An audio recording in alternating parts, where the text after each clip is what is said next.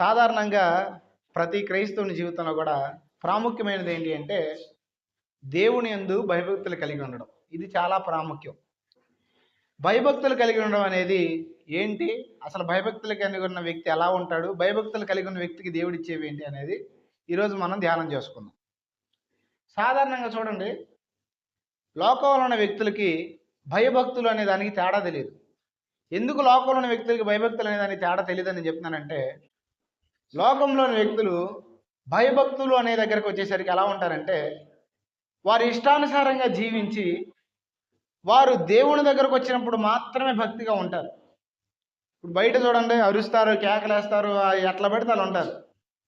కానీ మందిరానికి వచ్చి చూస్తే కనుక అసలు వాళ్ళు వీళ్ళేనా అనిపిస్తుంటారు.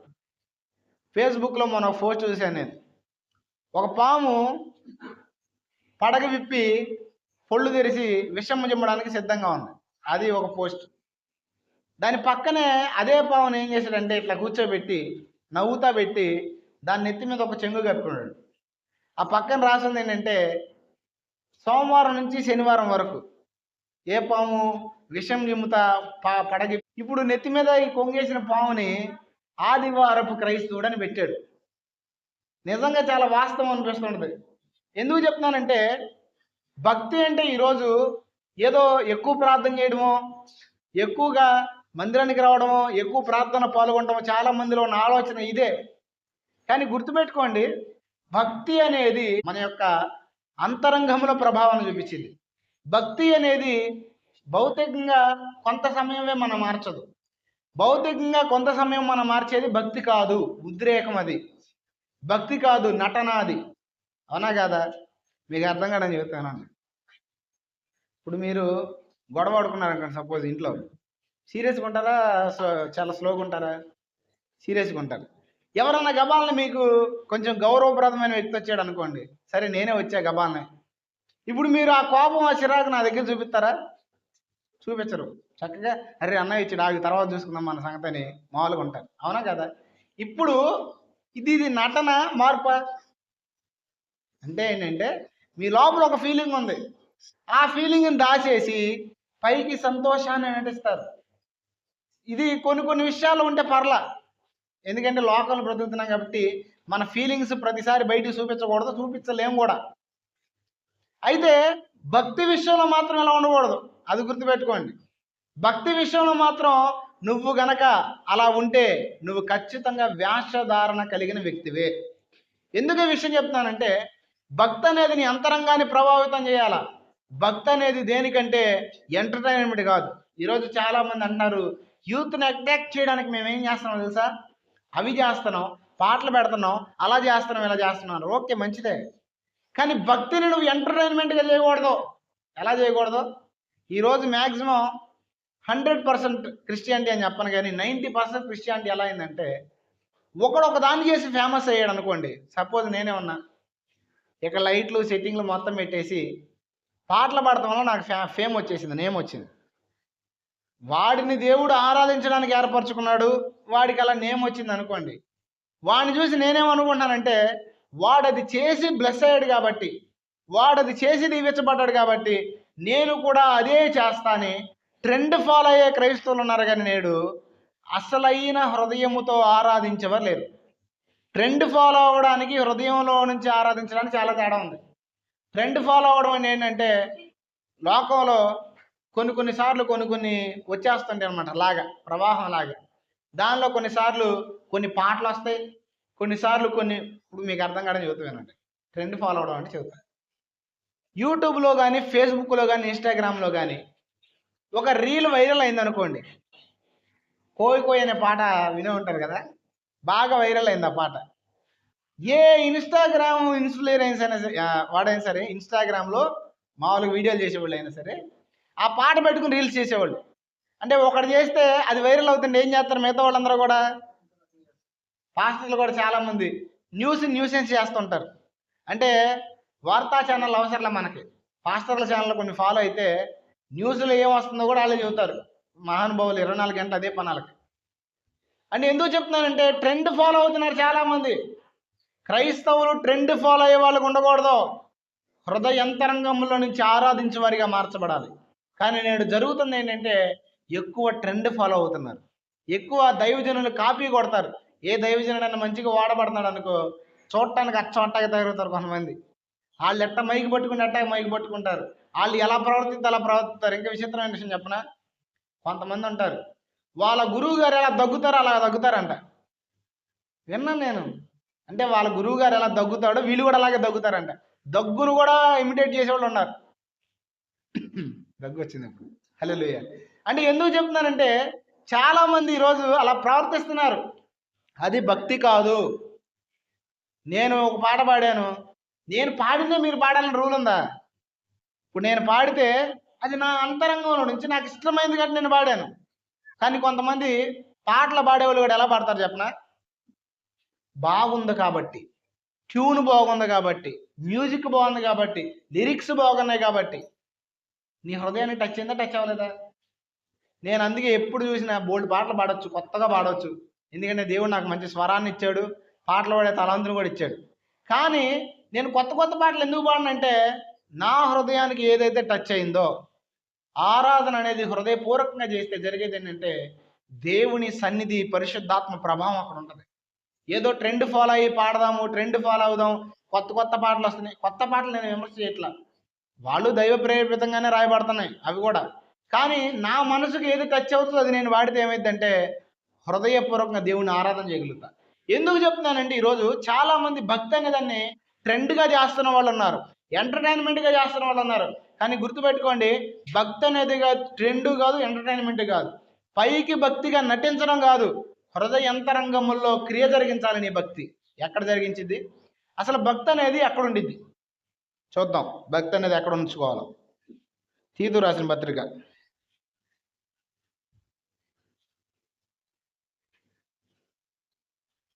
త్వరగా 2వ అధ్యాయం 3వ వచనం. తీతు రాసిన పత్రిక 2వ అధ్యాయము 23వ వచనం.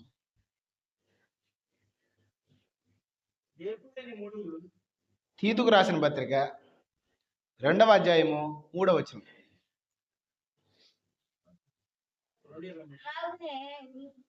నేను చదువుతాను వినండి.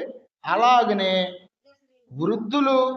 వృద్ధ స్త్రీలు కొండెగత్తులను మిగుల మద్యపానాసక్తులనై ఉండక ప్రవర్తన యందు భయభక్తులు గలవారై ఉండవలనని దేవుని వాక్యము దూషించబడకుండానట్లు యవన స్త్రీలు తమ భర్తలకు లోబడి ఉండి తమ భర్తలను శిశువులను ప్రేమించువారును స్వస్థబుద్ధి గలవారును పవిత్రులను ఇంట ఉండి పని చేసుకున్న వారును మంచివారునై ఉండవలనే బుద్ధి చెప్పుము.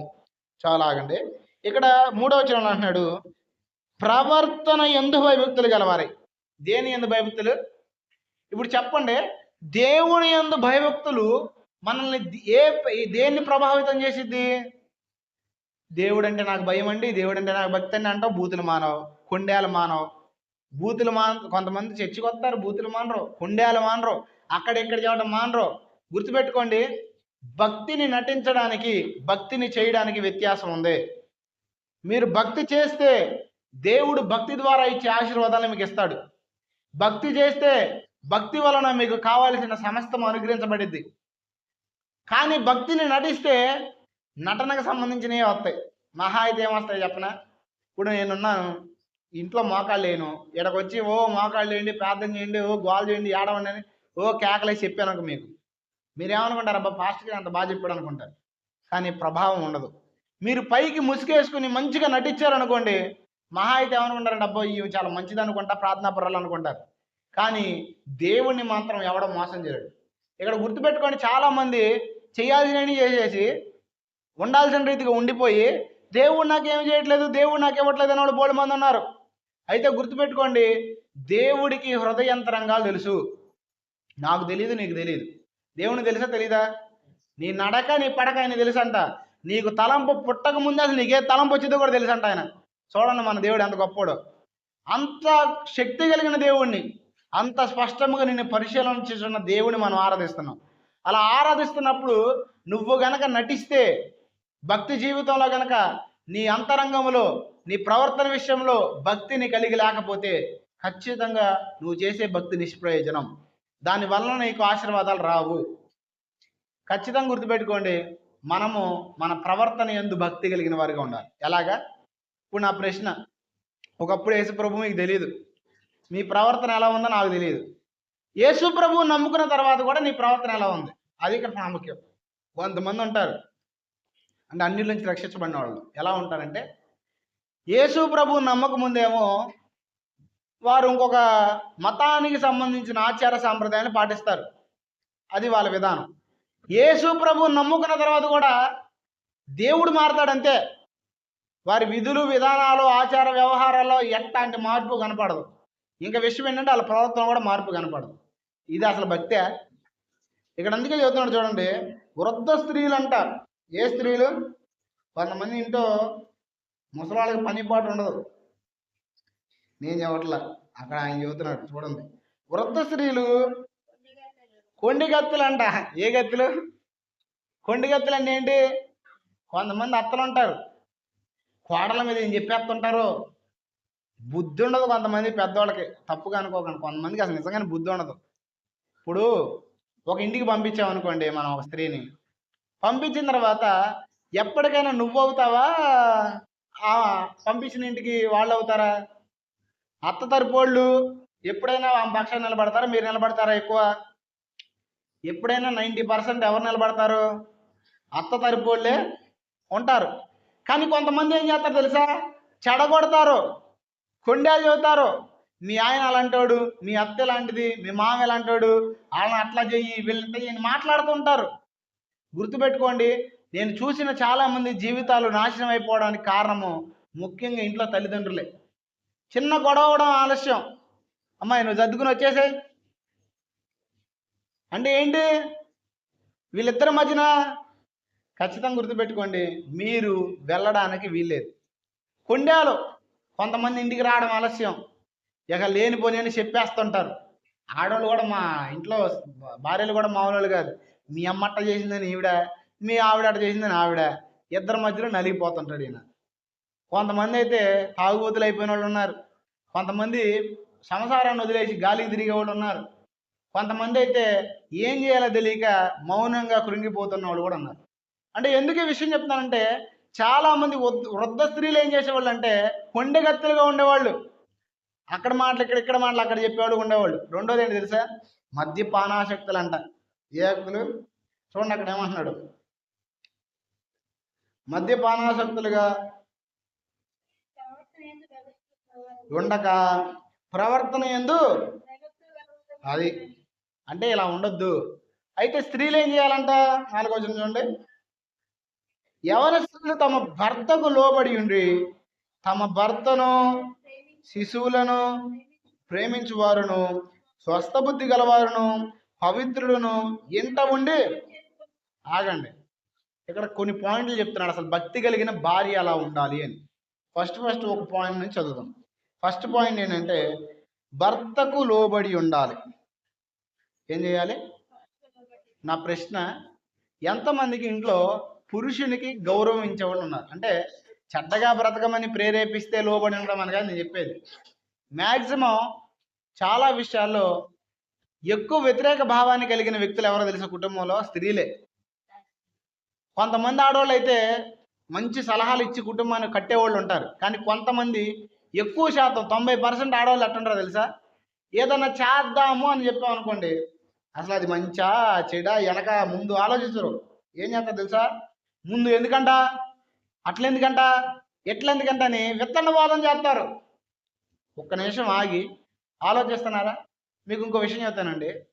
భార్యాభర్తల జీవితం అనేది అధికారం కిందకి వెళ్ళడం కాదు, అధికారాన్ని సమముగా ఉపయోగించుకోవడం.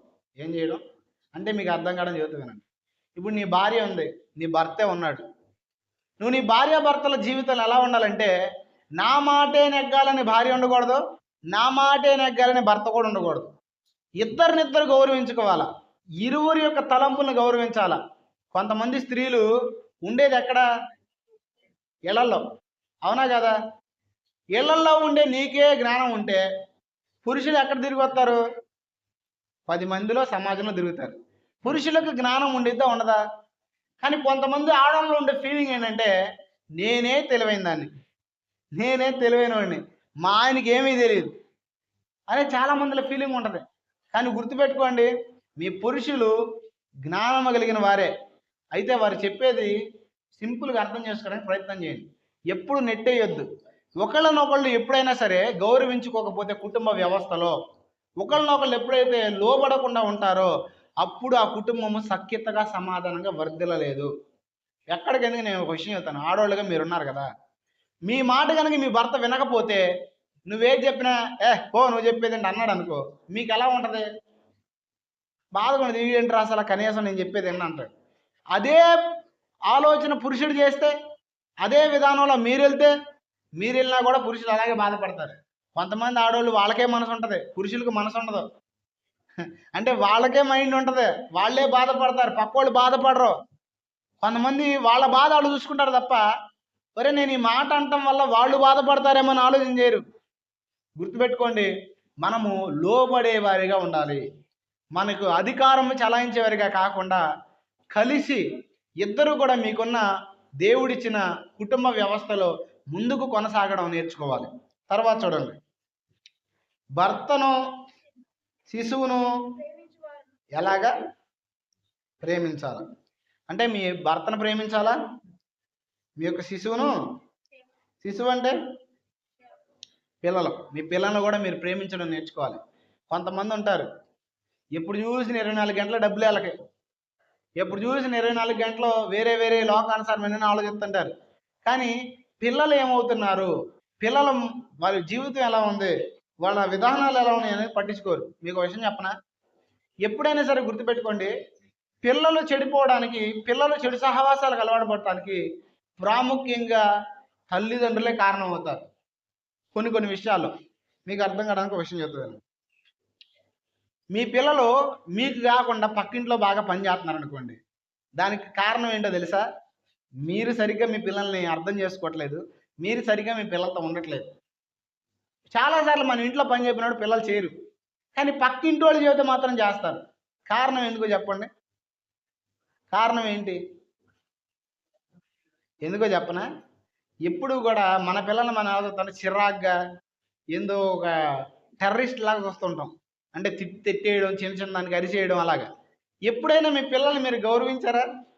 మీ పిల్లల్ని మీరు ఎప్పుడైనా అభిమానించారా? మీ పిల్లల్ని ఎప్పుడైనా మీరు పొగిడారా?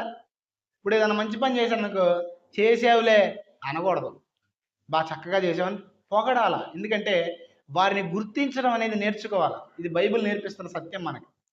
చాలామంది ఎందుకు చెడు సహవాసాలకు వెళ్ళిపోతున్నారంటే, తల్లిదండ్రుల స్వచ్ఛమైన ప్రేమను అనుభవించలేని వారిగా ఉంటున్నారు కాబట్టి చెడు వ్యసనాల్లోకి, చెడు స్నేహాల్లోకి వెళ్ళిపోతున్నారు.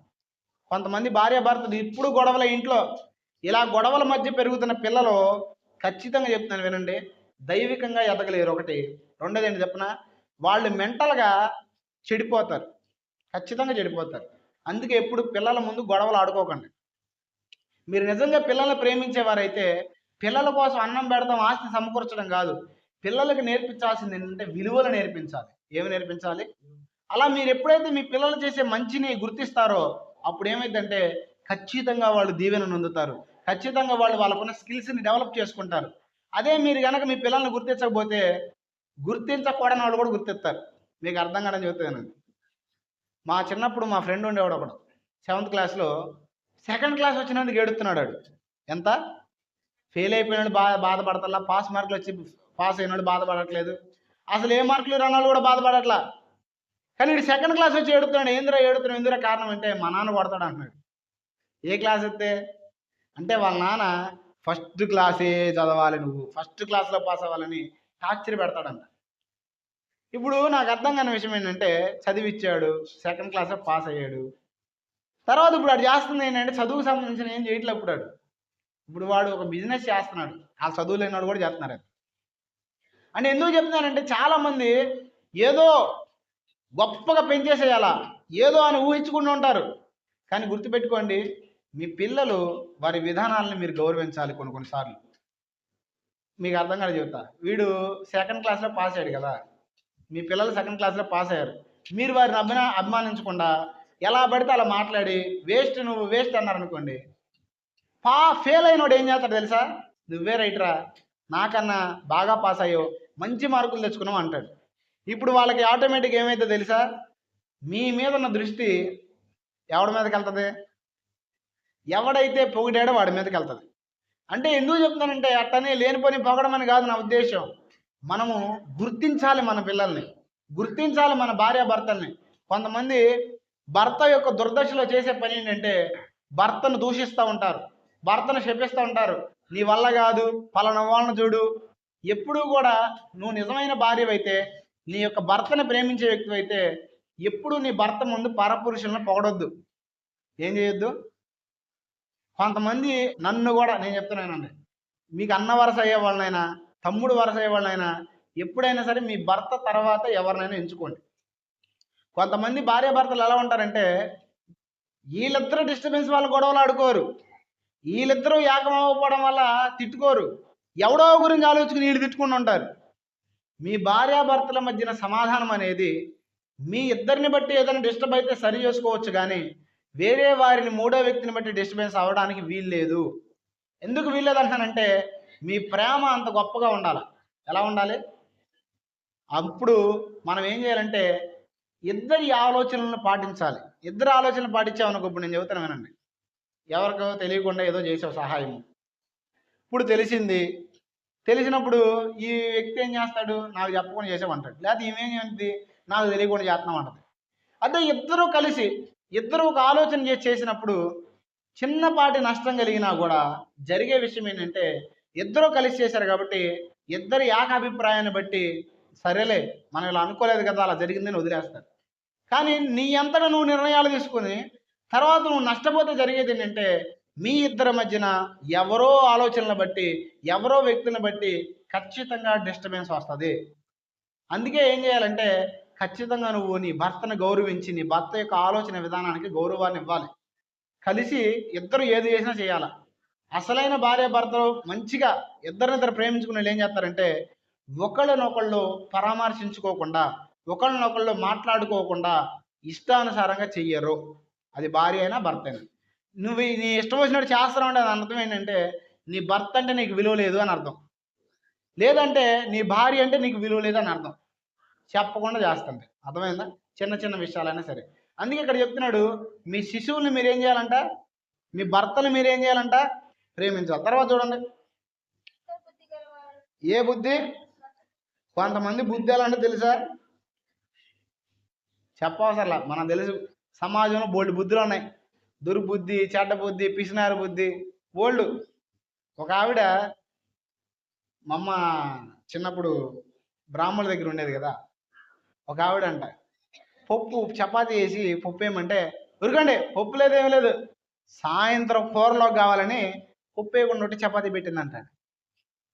అరే అసలు చిన్న పప్పు దగ్గర చూడండి కొంతమంది ఎంత దరిద్ర బుద్ధి చూపిస్తుంటారు. కొంతమంది అసలు ఆడవాళ్ళు ఎంత దారుణమో, అంటే అందరూ ఉండరులే, ఇట్లాంటి వాళ్ళు ఎవరో 100లో 10% ఉంటారు. తిండి దగ్గర, బట్టల దగ్గర, 10 రూపాయల దగ్గర. ఇంకా కొంతమంది ఆడవాళ్ళు ఎట్లాంటి వాళ్ళు చెప్పనా, వాళ్ళ అమ్మోళ్ళు ఏమైనా కొనిచ్చారనుకోండి 100 150 సార్లు చెబుతారు, ఇది మమ్మోళ్ళు పెట్టారు, మమ్మోళ్ళు పెట్టారు, మమ్మోళ్ళు పెట్టారని. కానీ అత్తదరపోళ్ళు అంతకన్నా విలువైంది పెట్టినా సరే పెట్టారులే అంటారు. అంటే ఇదే బుద్ధి. దీన్ని ఏమంటారు? దురభిమానం అంటారు. ఏ అభిమానం అంటే ఇప్పుడు నువ్వు ఇరువురిని గౌరవించాలా. అలాంటప్పుడు నువ్వేం చేయాలి? 10 సార్లు 20 సార్లు. ఇప్పుడు మెమ్మోళ్ళు మహా అయితే ఎప్పుడు పెడతారు? సంవత్సరానికి ఒకసారి, 6 నెలలకు ఒకసారి పెడతారు, లేదంటే 3 నెలలకు ఒకసారి పెడతారు అనుకోండి. నిత్యం పెట్టేది నీకు ఎవరో? నిత్యం నీ ఉపచారాలు చూసుకునేది ఎవరో? నీ భర్త కాదా? మరప్పుడు నీ భర్త పొగటతకు యోగ్యుడా? నీ భర్త మేలుకి, నీ భర్త ఘనతకు యోగ్యుడా? నీ పుట్టింటోళ్ళు యోగ్యులే, కానీ గుర్తుపెట్టుకో, నీ భర్త కన్నా నీ అత్తవారింటి కన్నా కాదు. అందుకే ఇక్కడ ఏం చెప్తాడంటే స్వస్థ బుద్ధి ఉండాలా. ఏ బుద్ధి? లోకానుసారమైన వ్యక్తులు అలా ఉంటారు, కానీ దేవుని నమ్ముకున్న మీరు, దేవుడు ఆడవారికి ఒక ధన్యత ఇచ్చాడు. ఆ ధన్యత ఏంటంటే 2 కుటుంబాలను కలవజేసే బాధ్యత స్త్రీకి ఇచ్చాడు దేవుడు. చూడండి, సమాజంలో మామూలుగా పురుషుడు ఉన్నాడు అనుకోండి, పురుషుడికి ఒకే ఒక ఇల్లు ఉంటుంది చిన్నప్పటి నుంచి. పెళ్ళైన తర్వాత అత్తగారింటికి వెళ్ళినా ఎప్పుడో ఒకసారి 2 సార్లు వెళ్తాడు. కానీ స్త్రీ ఒక ఇంట్లో పుట్టి ఒక ఇంట్లో పెరిగి ఇంకొక ఇంటికి వెళ్తుంది. అంటే ఒక స్త్రీ పురుషుల బంధం వల్ల ఏమవుతుందంటే రెండు కుటుంబాలు ఏకమవుతాయి. స్త్రీకి దేవుడు అంత ఆధిక్యత ఇచ్చాడు. అయితే ఈ ఆధిక్యతను చాలామంది ఏం చేస్తారంటే దుర్వినియోగం చేస్తున్నారు.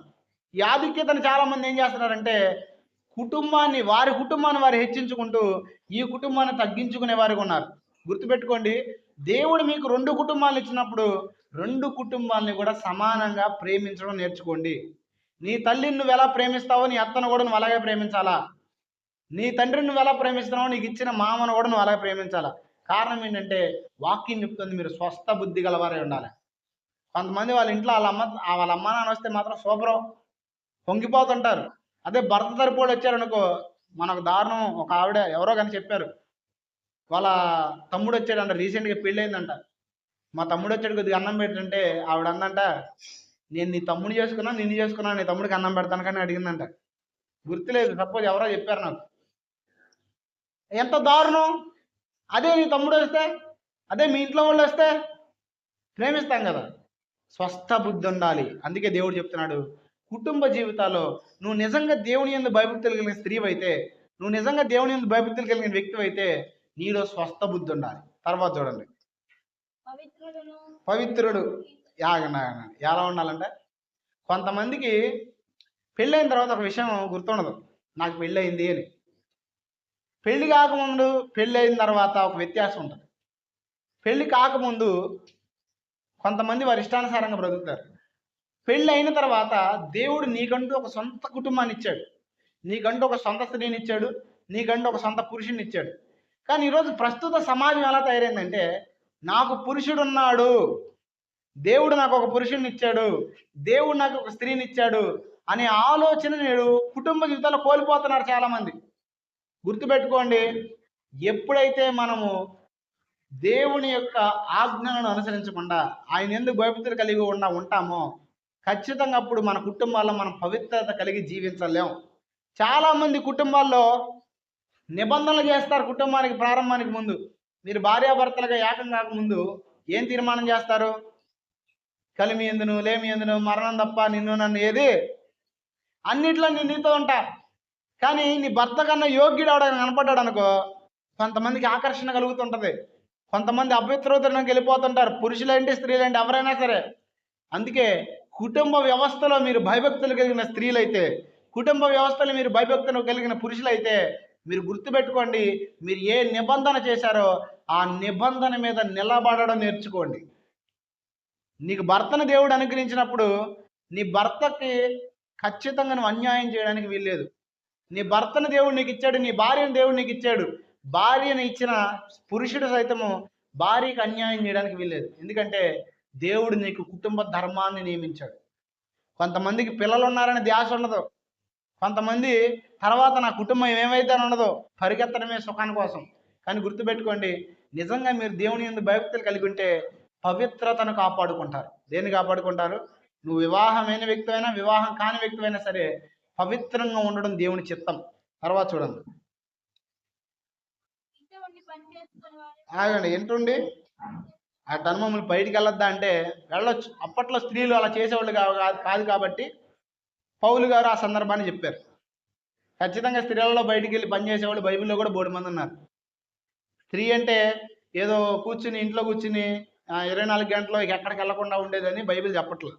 మీకు అర్థం కావడానికి లూదియా అనే ఒక స్త్రీ ఉంది. లూదియా ఎవరు? ఊదా రంగు పొడి అమ్మేది. ఎక్కడ అమ్మేది అంటారు? సరే, ద్వారక. ఎవరు ద్వారక? ద్వారక ఏం చేసేది? వస్త్రాలు కుట్టేది.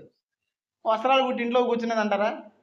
సమాజంలోకి వెళ్ళి పనిచేసిన స్త్రీలు చాలామంది ఉన్నారు. అయితే ఇళ్లల్లో ఎవరైతే ఉంటున్నారో, ముఖ్యంగా ఇంట్లో ఉన్న స్త్రీలు చాలా ప్రాముఖ్యంగా తమ భక్తిని కాపాడుకోవాలి. ఎందుకో చెప్పనా? ఒంటరితనము ఒక మనిషిని దేవునితో సహవాసం కలిగేట్టు చేసిద్ది. ఒంటరితనము చెడిపోవడానికి కూడా దారితీసింది. మనం ఒంటరిగా ఉన్నప్పుడే, సమాజంలో ఉన్నప్పుడు నువ్వు కాదు, ఒంటరిగా ఉన్నప్పుడు నీ క్యారెక్టర్ ఏంటి అది నువ్వు. నేను ఎప్పుడు ఒంటరిగా ఉంటానో, నేను ఎలా ఉంటానో అది నా క్యారెక్టర్. అంటే ఎందుకు చెప్తానండి ఈ విషయం? స్త్రీలు ఇంటికాడ ఉన్నప్పుడు ఎలా ఉండాలంటే భక్తి క్రమాన్ని అనుసరించే వారిగా ఉండాలి. కొంతమంది సినిమాలో, ఫోన్లు, కొంతమంది అశ్లీలమైన చిత్రాలు చూసేవాళ్ళు ఉంటారు, అశ్లీలమైన మాటలు మాట్లాడుకునే జోకులు వినేవాళ్ళు ఉంటారు. ఇలా ఉంటే మీ భక్తి జీవితం పవిత్రత ఎక్కడ ఉంటుంది? ఎక్కడుండేది చెప్పనా? సాతాను గారి చేతిలో ఉంటుంది. అందుకే మనం ఏం చేయాలంటే ఇంటి దగ్గర ఉన్నప్పుడు కూడా, మనం ఇంటి దగ్గర కుటుంబ ధర్మాన్ని నిర్వర్తించే వ్యక్తులుగా ఉన్నప్పుడు మనము మన యొక్క కంటిని, మన యొక్క నడవడికని కాపాడుకోవాలి. దేవుని యందు నువ్వు భయభక్తులు కలిగి ఎప్పుడు ఉండాలి, ఎక్కడ ఉండాలి, ఎలా ఉండాలంటే నీ ప్రవర్తనలో ఉండాలి. ఎక్కడ ఉండాలి? ఆ ప్రవర్తన పరిస్థితిని బట్టి మారకూడదు. ఇప్పుడు ఇవాళ కొంతమంది ఉంటారు, సంఘంలో ఉన్నప్పుడు చాలా భక్తి, సంఘంలో ఉన్నప్పుడు నీ ప్రవర్తన చాలా ఉన్నతం, కానీ బయటికి వెళ్తే మారిపోతుంది. అది వేషధారణ, అసలైన ప్రవర్తన మార్పు కాదు. అర్థమైందా? భక్తి ఎక్కడ కలిగి ఉండాలని చెప్పాను ఇప్పుడు దాకా? అంతరంగంలో కలిగి ఉండాలి. అర్థమైందా? సరే, అసలు దైవభక్తి మనల్ని ఏం చేసిద్ది అనేది చెప్తా వినండి. సామెతల గ్రంథం 16వ అధ్యాయం 6వ వచనం. అసలు దైవభక్తి కలిగి ఉండడం వల్ల 16:6 ఆ దైవభక్తి మనకి ఏం చేసిద్ది?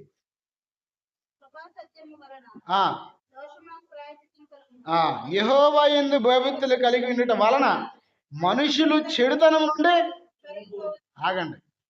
నువ్వు నిజంగా దేవుని యందు భయభక్తులు కలిగి ఉంటే నువ్వు దేని నుంచి తొలగిపోతావంట? చెడుతనం. అంటే నీ భక్తిని దేని ప్రభావితం చేసిద్ది? అంతరంగాన్ని ప్రభావితం చేసిద్ది. అంతరంగంలో ఏముంది? చెడుతనం ఉంది. అందుకే మనం ఖాళీగా ఎప్పుడు మన మైండ్ పెట్టుకోకూడదు. అందుకే ఒక సామెత ఉంది, empty mind devil work place అంట. ఏంటది అంటే అర్థమైంది తెలుసా? ఖాళీగా ఉన్న మనసు దెయ్యాల యొక్క కర్మాగారం అంట. అందుకే ఒక వాక్యం చెప్తాడు యేసుప్రభు వారు. ఒక హృదయంలో నుంచి దురాత్మ వెళ్ళిపోయిన తర్వాత అంట, ఆ ఇల్లు శుభ్రంగా ఊడ్చి చక్కగా చేసి ఉందంట. ఆ ఇల్లు ఖాళీగా ఉన్నందున వెళ్ళిపోయిన దురాత్మ కంటే ఆ ఒక దురాత్మ 7 దురాత్మలు తీసుకొచ్చి నివాసం చేస్తుంది. అంటే ఖాళీగా ఉంటే ఏమొస్తాయి? కొంతమందికి లోకంలో కూడా ఫీలింగ్ ఉంది, ఖాళీగా ఉన్న ఇల్లు చూస్తే భయం. ఖాళీగా ఇల్లు ఉందనుకో, కొంతమంది ఆ ఇల్లు చూస్తే అమ్మో ఇక్కడ ఏదో ఉందనిపిస్తూ ఉంటుంది వాళ్ళకి. కారణం ఏంటంటే లోకంలో ఉన్న ఫీలింగ్ ఖాళీగా ఉన్న ఇంట్లో దయ్యాలు వస్తాయని. అలా వస్తాయో రావో నాకు తెలియదు, కానీ ఖచ్చితంగా మీ మైండ్ ఖాళీగా ఉంటే అపవాది మిమ్మల్ని శోధించడానికి ఖచ్చితంగా వస్తాడు. అందుకే మీరు ఏం చేయాలంటే ఎప్పుడు మీ మైండ్ని ఖాళీగా పెట్టుకోవద్దు. ఖాళీగా పెట్టుకోవద్దు అంటే ఏం చేయాలా? 24 గంటలు ఒక 4-5 ఎదరేసుకుని ముచ్చట్లు చెప్పుకుంటా, నవ్వుతా, కేకలు వేసుకుంటా, వాళ్ళ మీద వీళ్ళ మీద జోకులు వేసుకుంటా ఇలా ఉండాలా? ఇలా కాదు ఉండాల్సింది. ఏం చేయాలి అంటే వాక్యముతో నీ హృదయాన్ని నింపుకోవాలి, ప్రార్థనా జీవితంతో నీ హృదయాన్ని నింపుకోవాలి. దావీదు అన్న మాట అనగలగాల. దావీదు ఏమన్నాడు? నా గిన్నె నిండి పొర్లుతున్నదని. ఇప్పుడు నీ గిన్నె నిండి పొరలాలంటే నువ్వేం చేయాలి?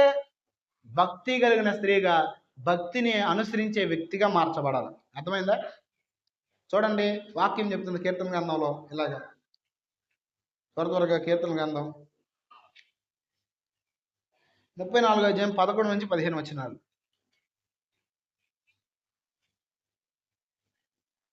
ఆ 34:11 నుంచి.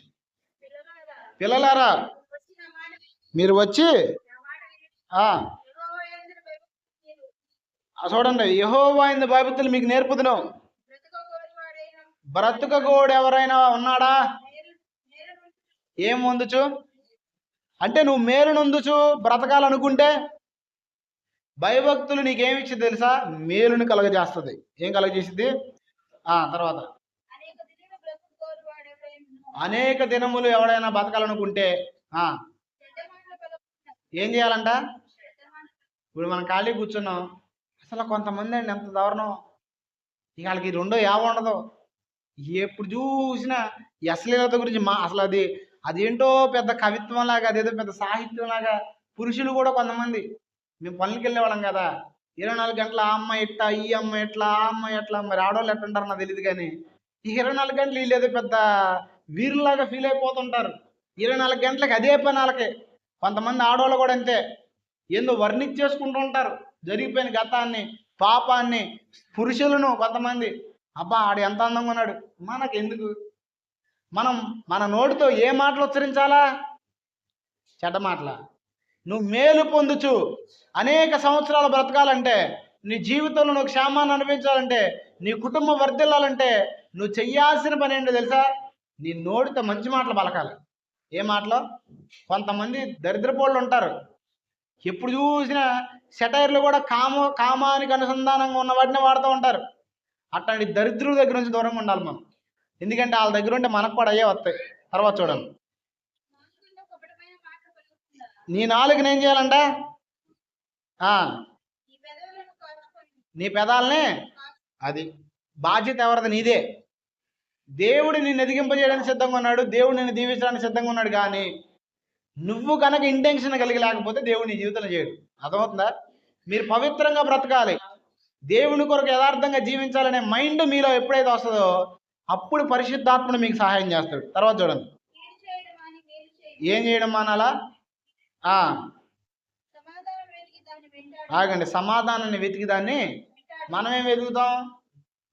ఏ సినిమా బాగుంటుంది, ఏ చూస్తే మనకి టైం స్పెండ్ అయిపో. కొంతమంది ఖాళీగా నేను దొయట్లేదని అందుకని టీవీ ఆన్ చేసుకున్నాం. ఖాళీగా నేను దొయట్లా. నువ్వు వాకింగ్ చదివితే నీకు ఖాళీ ఆడ ఉంటుంది? వాక్యం చదవకే కదా నీకు ఖాళీగా ఉంది. వాక్యం చదవకే కదా నువ్వు అభివృద్ధిలోకి రావట్లా. వాక్యం చదవకే కదా శాపాన్ని అనిపిస్తున్నావు. తర్వాత వెంటాడు సమాధానాన్ని.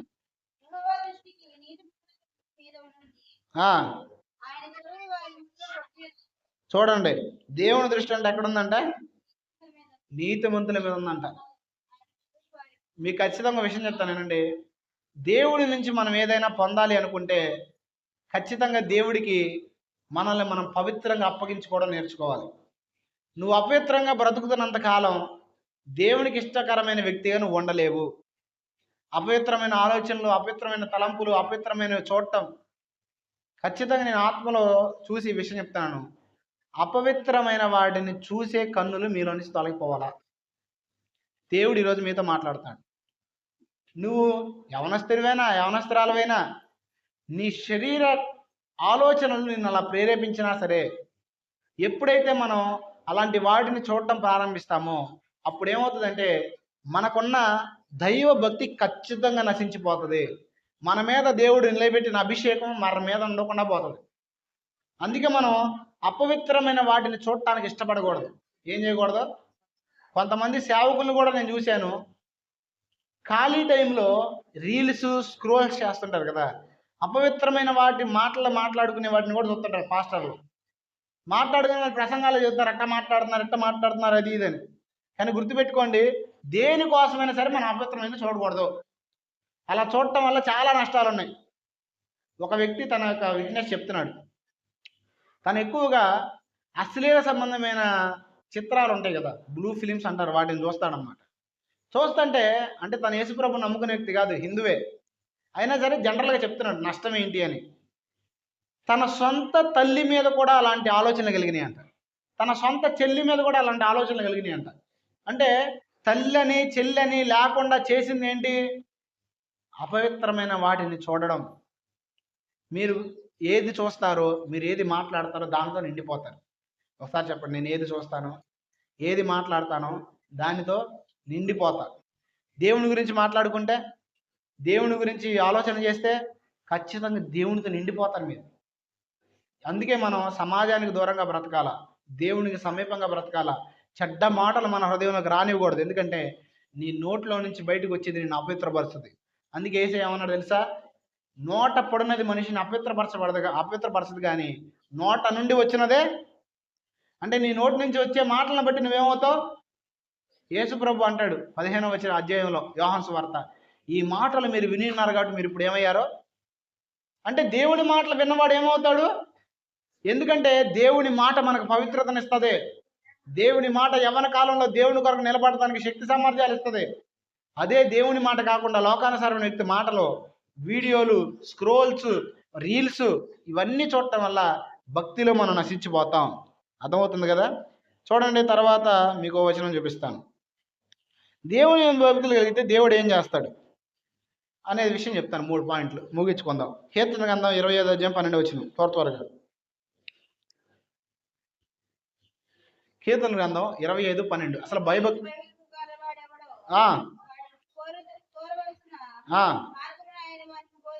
ఆగండి, వాడు కోరుకునేని జరిగిస్తానంటున్నాడా? కోరవలసిన మార్గాన్ని బోధిస్తానంటున్నాడా? విచిత్రంగా లేదు ఈ మాట కొద్దిగా? అంటే మీకు అనిపించిందేమో కానీ దీన్ని చదివినప్పుడు నాకు అనిపించింది. యెహోవా యందు భయభక్తులు కలవాడు ఎవడో వాడు కోరుకొనవలసిన మార్గము అదేంటి అంటే మనకు తెలీదా ఏం కోరుకోవాలో? తెలీదా? ఖచ్చితంగా తెలియదు. మనం పరిస్థితిని బట్టి కోరుకుంటాం. ఇది వస్తే చాలనుకుంటాం, ఇది జరిగితే చాలనుకుంటాం. కానీ భయభక్తులు ఏం చేస్తాయి అంటే దేవుని యందు మనం ఏం కోరుకోవాలో కూడా మనకు తెలియజేస్తాయి. అందుకే ఒక భక్తుడు ఒక పాట రాస్తాడు, ఏమి నిన్ను కోరాలో విరుగదున ఎరితనం, అయినా నాకేమి మేలు కలగాలో నాకు చేసింది నీ మంచితనం అని పాటలో ఉంది. కొంతమంది పరిస్థితులను బట్టి కోరుకుంటూ ఉంటారు. మీకు అర్థం కాదని ఒక విషయం చెప్తానండి. కొంతమంది డిప్రెషన్లో ఉండి ఎందుకురా ఈ జీవితం అన్నప్పుడు దేవుడిని ఏం కోరుకుంటారు? ఎందుకు అసలు ఈ జీవితం తీసేసుకొని ఆయన అని కోరుకుంటాం. కానీ దేవుడు వింటాడా? కొంతమంది ఉంటారు ఆవేశాల్లో ఆలోచనలు తీసుకుంటుంటారు, ఆవేశాల్లో మాట్లాడేస్తుంటారు, ఆలోచన లేకుండా మాట్లాడతారు. ఒకటి గుర్తుపెట్టుకోండి, మీరు అధికమైన సంతోషం ఉన్నప్పుడు కానీ అధికమైన ఆవేశం ఉన్నప్పుడు కానీ ఎప్పుడూ కూడా నిర్ణయాలు తీసుకోవద్దు. అధికమైన ఆవేశంతో అధికమైన ఆనందంతో మీరు తీసుకునే ప్రతి ఉద్దేశము కీడుకే దారితీసింది. అందుకే మనం నిమ్మళంగా ఉన్నప్పుడే ఏదైనా చేయడానికి ఏం చేయాలా? అడుగు ముందుకేయాలి. విపరీతమైన కోపంలో కొంతమంది సూసైడ్ చేసేసుకుంటుంటారు. తర్వాత అనుకుంటారు ఎందుకురా నా జీవితంలో నేను చేసుకున్నాను అని. చాలామంది నేను చూశాను, ఎందుకు ఇలా చేసావంటే ఆ టైంలో ఉద్రేకంలో ఇలా చేశానన్నా. బతకాలని ఉండాలకి, బతకాలని ఉండిద్ది, కానీ చనిపోయి వారి జీవితాన్ని ముగించుకున్న వాళ్ళు చాలామంది ఉన్నారు. అందుకే ఏం కోరుకోవాలో మనకు తెలియదు చాలాసార్లు దేవుడి దగ్గర కూడా. ఎవరైతే ఆయన ఎందుకు భయభక్తులు కలిగి వాక్యాన్ని అనుసరించే వ్యక్తులుగా బ్రతుకుతారో దేవుడే వారికి నేర్పిస్తాడు. ఏం నేర్పిస్తాడు? ఏం కోరుకోవాలని. అలా నువ్వు కోరుకోగలిగినప్పుడు దేవుడి నుంచి వచ్చే సమస్తమైన ఆశీర్వాదాలు నువ్వు పొందుకుంటావు. అర్థమైందా? ఒకటి నేర్పిస్తాడు. రెండోది చూద్దాం, త్వరగా తీయండి. అదే కీర్తన గ్రంథం 31వ అధ్యాయము 19వ వచనం. 31:19.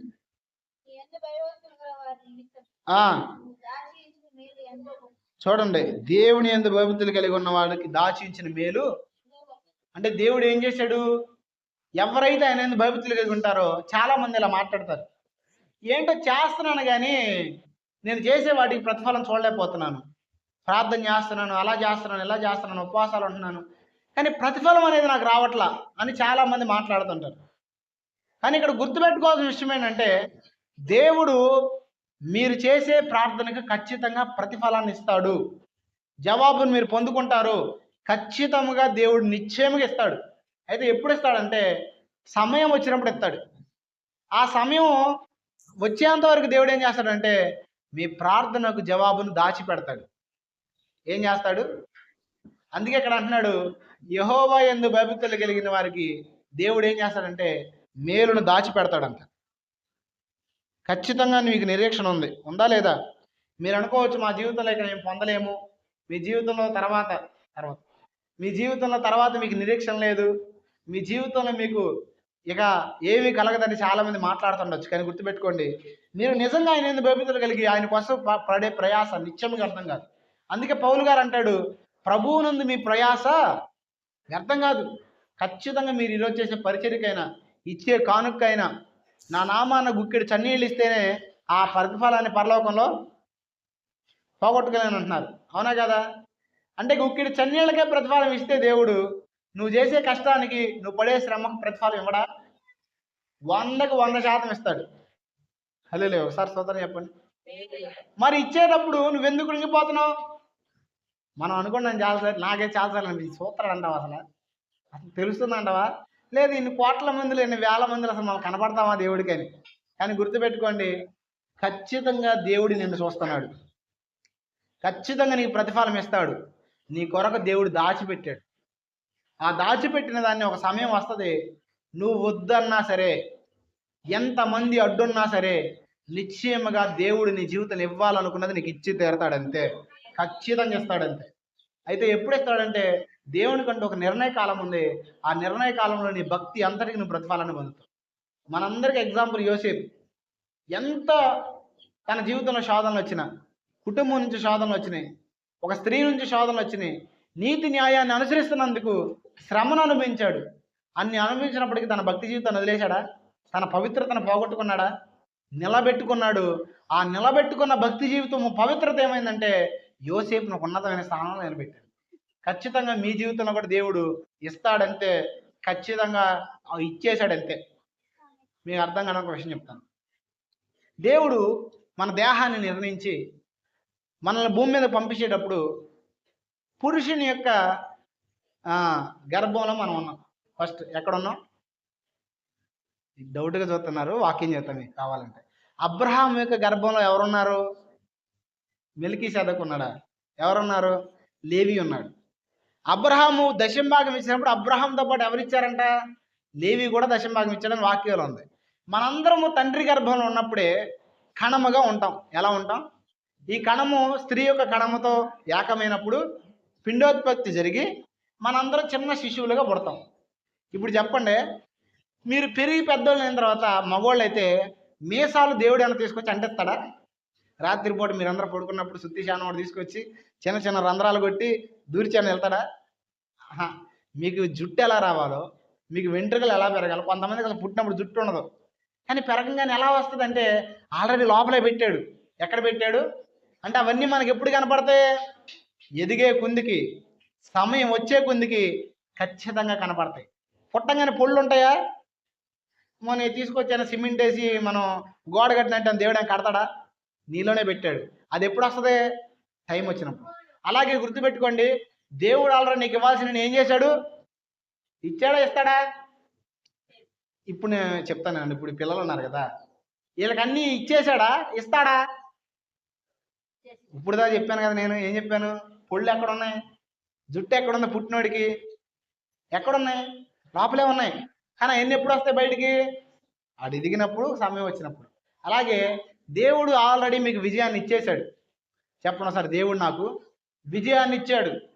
అయితే ఇప్పుడు నీకు అపజయంలా కనపడొచ్చింది, తప్పకుండా ఆ విజయాన్ని నువ్వు చూస్తావు. ఎందుకంటే విజయం కలుగుతుంది నిన్ను బట్టి కాదు, నిన్ను పిలిచిన ఏర్పరచుకున్న దేవుని బట్టి. నువ్వు గెలుస్తుంది నిన్ను బట్టి కాదు, నిన్ను పిలిచిన ఏర్పరచుకున్న దేవుణ్ణి బట్టే. పరిశుద్ధాత్ముడి ఉదయకాల సమయంలో మీతో మాట్లాడుతున్నానంటే మీ జీవితంలో ఏది కలగదు అనుకుంటున్నారేమో, ఎదగలేని అనుకుంటున్నారేమో, అభివృద్ధిలోకి రాలేమో, పరిస్థితులు అయిపోయినాయి అనుకుంటున్నారేమో. గుర్తుపెట్టుకోండి, ఆయన దాచించిన మేలు ఖచ్చితంగా మీకు ఇస్తాడు. మొహమాట లేదు, సందేహం లేదు. ఎవడు అడ్డుపడిన ఆపలేదు. చేతబడి ఆపగలదా? దెయ్యాలు ఆపగలవా? భూతాలు ఆపగలవా? ప్రపంచంలో ఆయన నుండి మనల్ని వేరు చేసేది ఏది లేదు. అందుకే వాక్యం చెప్తుంది, క్రీస్తు ప్రేమ నుంచి మనల్ని ఏది కూడా మరణమే వేరు చేయలేదు, కీడు వేరు చేయలేదు. ఎందుకంటే అన్నిటికన్నా అధికారం కలిగినోడు మన దేవుడు, అన్నిటికన్నా శక్తి కలిగినోడు మన దేవుడు. అర్థమైందా? 2 పాయింట్లు చెప్పా. ఏంటి ఆ పాయింట్లు? ఫస్ట్ ఏం చేస్తాడు? భయభక్తులు కలిగి ఉంటే చెప్పండి, ఏదో ఒకటి చేస్తాడా? మనం కోరుకోవాల్సిన మార్గాన్ని మనకు నేర్పిస్తాడు. రెండోది, నిశ్చయంగా మేలు చేస్తాడు, దాచించిన మేలు ఇస్తాడు. మూడోది ఏంటంటే, ఎవరైతే ఆయన ఎందుకు భయభక్తులు కలిగి ఉంటారో మర్మాలను దేవుడు బయలుపరుస్తాడు. వాళ్ళకి ఏం చేస్తాడు అంటే నీ కుటుంబంలో జరగబోయే వాటిని నువ్వు ఎలా ప్రవర్తించాలి, నువ్వు ఎలా ఉండాలనేది నీకు నేర్పిస్తాడు. ఇది 3వ పాయింట్. 4వది ఏంటంటే, మనం అంగీకరించబడతాము. ఆఖరిగా చెప్తున్నా, నేను భయభక్తులు కలిగి ఉండకపోతే అంగీకరించబడను. చెప్పను సార్, నేను దేవుని యందు భయభక్తులు కలిగి ఉండకపోతే ఖచ్చితంగా అంగీకరించబడను. చూడండి లాస్ట్గా హెబ్రీ రాసిన పత్రిక 5వ అధ్యాయము 7వ వచనం. మాట్లాడు. హెబ్రీ రాసిన పత్రిక 5వ అధ్యాయం 7వ వచనం.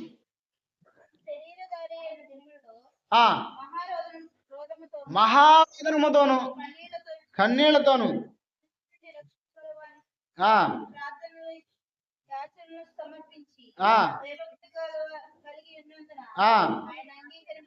చాలు. చూడండి, ఇది ఎవరి గురించి రాయబడిందంటే సాక్షాత్తుగా యేసు ప్రభు వారి గురించి రాయబడింది. ఫస్ట్ ఆదాము ఎవరంటే ఆదామే, రెండవ ఆదాము ఎవరంటే యేసు ప్రభు వారు. ఫస్ట్ ఆదాము దేవుని సన్నిధి నుంచి త్రోసివేయబడ్డాడు. దేవుని సన్నిధి నుంచి త్రోసివేయబడిన ఆదాము సంతతిని అంతటిని దేవుని దగ్గరకు చేర్చడానికి రెండవ ఆదాముకి యేసు ప్రభు వారు వచ్చారు. అయితే ఇక్కడ గుర్తుపెట్టుకోండి, యేసు ప్రభు వారు అంగీకరించబడ్డాడంట. యేసు ప్రభు ప్రార్థనలు అంగీకరించబడ్డాయి అంట. యేసు ప్రభు చేసిన సేవ అంతా అంగీకరించబడిందంట. దానికి కేవలమైన కారణం ఏంటి తెలుసా? భయభక్తులు కలిగి ఉన్నాడు యేసు ప్రభు వారు. ఎవరి యందు? మీకు విషయం చెప్పనా? చాలామంది అనుకుంటారు మా ప్రార్థన వెళ్తలేదు, మేము చేసే ఉపవాసాలు వింటలేదు. ఎందుకు వింటాడు? మీరు భయభక్తులు లేకపోతే. మీరు 100 చెప్పినా సరే, మీకు దేవుడు ఏది ఇవ్వాలనుకున్నా మీరు ఎలా ఉన్నారని చూస్తాడు, చూడకుండా ఇవ్వడం. మీకు చాలాసార్లు చెప్పాను, అయినా మళ్ళీ చెప్తానండి. కయ్యోను హేబేలు గురించి మనకు తెలుసు. కయ్యోను అర్పణను దేవుడు అంగీకరించాలి, అసహించుకున్నాడు. హేబేలు అర్పణను దేవుడు అంగీకరించాడు. కారణం ఏంటి? కయ్యోను శ్రేష్టమైనది ఇవ్వలేదు, హేబేలు శ్రేష్టమైనది ఇచ్చాడు. ఏది శ్రేష్టం దేవుడికి? అంటే దేవుడికి ఏమన్నా టేస్ట్లు ఉన్నాయా? పోనీ దేవుడు అన్న ఇది తింటే నేను సాటిస్ఫాక్షన్ అవుతాను కాబట్టి ఇది నా పెట్టాడు అనుకుంటాడా? దేవుడికి ఉన్న ఆలోచన ఏంటంటే నీ హృదయమే. అందుకే అక్కడ అంటాడు, దేవుడు కయ్యోనును అతని అర్పణను, అంటే దేవుడు నీ అర్పణ అంగీకరించాలంటే, దేవుడి నీ ప్రార్థన అంగీకరించాలంటే, నువ్వు చేసే ఉపవాసము నీ మీదకి రావాలంటే కనికరం, ఖచ్చితంగా నిన్ను బట్టి, నీ మనస్తత్వాన్ని బట్టి దేవుడు చూస్తాడు. నీ మనస్తత్వం ఎలా మంచిగా మార్చబడుద్ది? దైవ భక్తిని బట్టి మంచిగా మార్చబడింది. అర్థమైంది కదా నన్ను చెప్పింది? కాబట్టి మనం దేవుని దగ్గర అంగీకరించబడాలంటే మనం ఎలా పడితే అలా ఉండకూడదు, ఒక క్రమం లేని జీవితాన్ని ఉండకూడదు. చక్కగా క్రమాన్ని అనుసరించడం నేర్చుకోండి. చెప్పండి ఒకసారి. క్రమాన్ని అనుసరించడం నేర్చుకోవాలి. అలా నేర్చుకోకపోతే మీరు అనుకోవచ్చులే నేను బాగానే ఉన్నానని. మీరు అనుకున్నంత మాత్రం మీరు పర్ఫెక్ట్ కాదు. ఎందుకంటే ఎవడికాడు బాగానే ఉంటాడు, నేను బాగానే ఉన్నానని అనుకుంటాడు. కానీ వాక్యముతో పోల్చినప్పుడే నువ్వు ఎలా ఉన్నావనే తెలిసింది. కాబట్టి మనల్ని మనం దేవునికి అప్పగించుకుందాం, దేవుని మార్గంలో తిన్నగా నడుద్దాం. అప్పుడు దేవుడు ఏం చేస్తాడంటే నిశ్చయముగా మనల్ని దీవిస్తాడు.